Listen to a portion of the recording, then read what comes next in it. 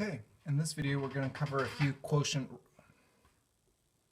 Okay, so in this video we're going to cover a few quotient rule problems. So the quotient rule is really useful and often it's kind of forgotten about later on when trying to remember random, trigonometric derivatives and whatnot. So I thought that first off, let's define the quotient rule. So the quotient rule, as you may have guessed, is what happens when you have two functions where one is being divided by another. So let's say we had a function f of x divided by g of x.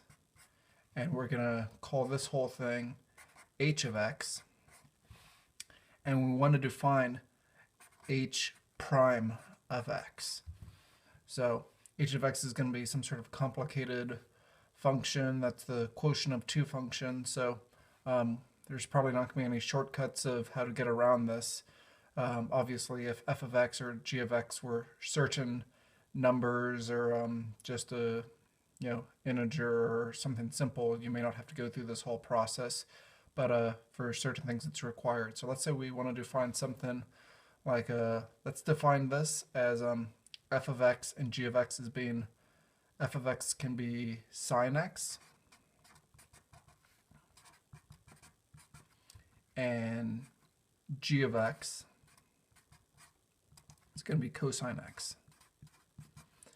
So f of x divided by g of x is actually going to give us tangent x. So here we go.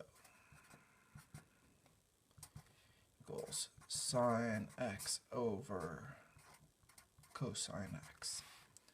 Alright, so a lot of times people forget what the derivative of tangent x or arctangent, all these things, and a lot of those trigonometric derivatives can be proved on a test if you haven't done it for a while. This will take you a little bit of time, so sometimes it's nice to memorize those things, but in a pinch you don't have to be trying to memorize every trigonometric derivative that there is in the book. You can know that you can solve for these and be confident going into tests that you can spend your time on the material that's actually at hand rather than trying to remember some shortcut of what some derivative is by simply memorizing it. All right, so the quotient rule. So the quotient rule states that we may have gotten a little bit ahead of ourselves. If we have this quotient of two functions, that its derivative, let's call this h prime of x, kind of jumping around a little bit, sorry for that, will be equal to the derivative of the first function, f prime of x, times the second function, g of x, minus the first function, f of x, times the derivative of the second function, which is going to be g prime of x, all over the second function squared. So we have g of x, and that's going to be quantity squared. So admittedly, we are going to need to know one trigonometric identity, which is probably going to be more common than any other one, and that's going to be that sine squared x plus cosine squared x is going to be equal to 1.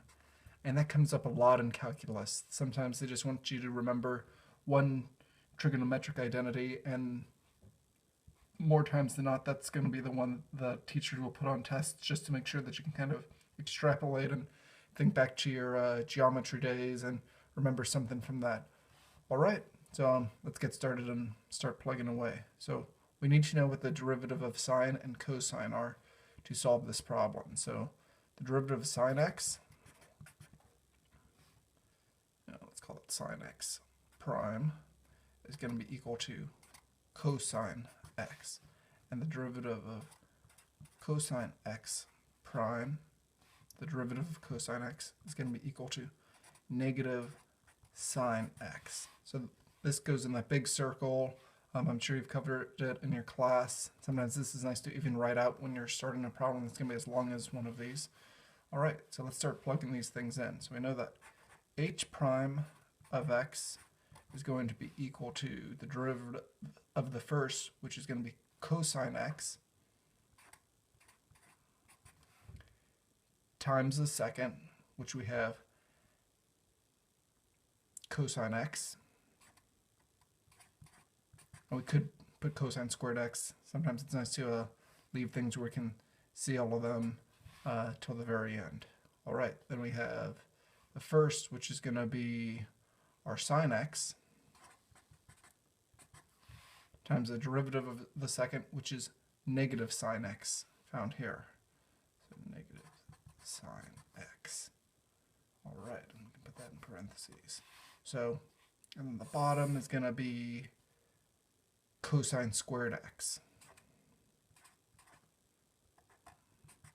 Because we know it's all over the second squared. Derivative of the first times the second minus the first times the derivative of the second all over the second squared.